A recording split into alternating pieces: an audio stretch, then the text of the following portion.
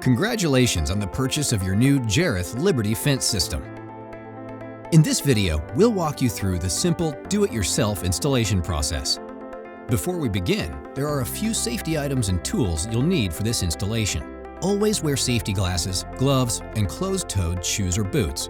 For laying out the fence line, you'll need wood stakes, string line, a hammer, and of course, a tape measure. You may also want to use line marking spray paint for identifying post hole locations.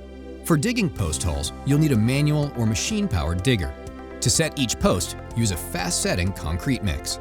You will also need a cordless drill and driver set, a level, and a rubber mallet.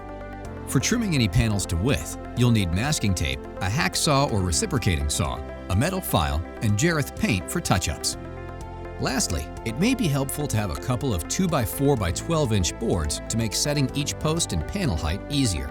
Now that we have everything, it's time to get started installing your Liberty fence.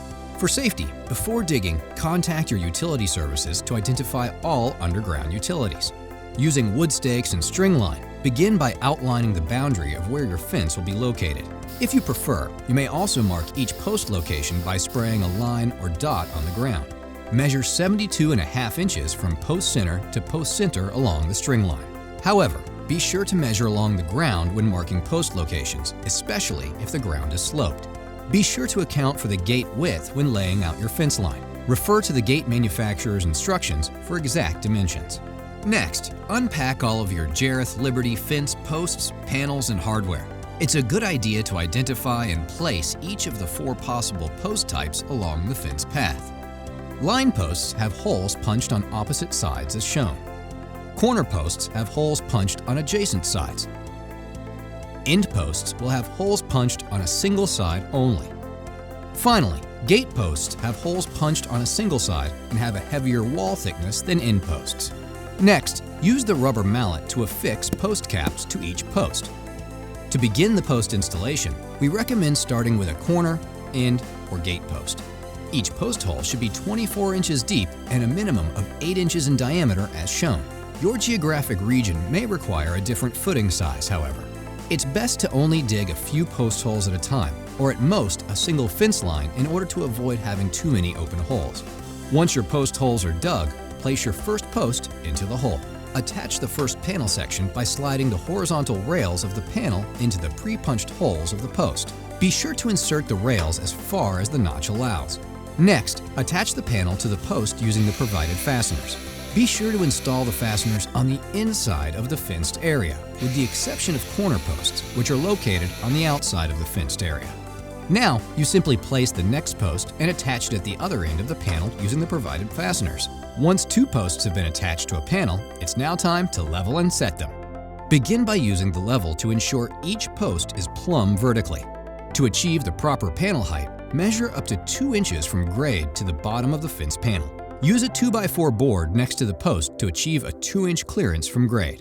Once your fence section is at the proper height and posts are plumb and level, fill post holes with concrete to match grade.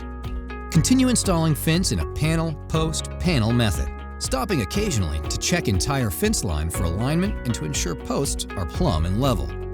One special note, when inserting panel rails into corner posts, one of the panels may require some trimming in order to fully engage into the pre-punched holes in the post. With safety goggles on, simply use a hacksaw or reciprocating saw to trim roughly 1/2 inch from the end of each rail that won't fully engage. After trimming, install the panel as before. For gate posts, please use your gate hardware instructions for gate hardware clearance information. A single gate will require latch and hinge clearance, while a double gate will require latch clearance plus hinge clearance for each gate panel. For sloped installations, your Jerith Liberty fence system is engineered to be fully rackable. Each fence panel can rack up to 18 inches.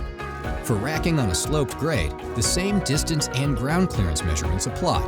Just be sure to measure along the ground and double-check that each post remains plumb and level throughout installation. If an area requires less than a full panel width, you will need to cut and notch the panel rails to fit. Begin by determining the panel width required and score each rail. Add 1 inch to the end of the rail to be notched, which will extend into the post. Next, apply masking tape behind the scribed line to prevent any unnecessary scuffing. With safety goggles on, use a hacksaw or reciprocating saw to cut through each rail along the masking tape line. Now you must notch the cut ends of the horizontal rails so they fit inside the pre-punched holes in each post.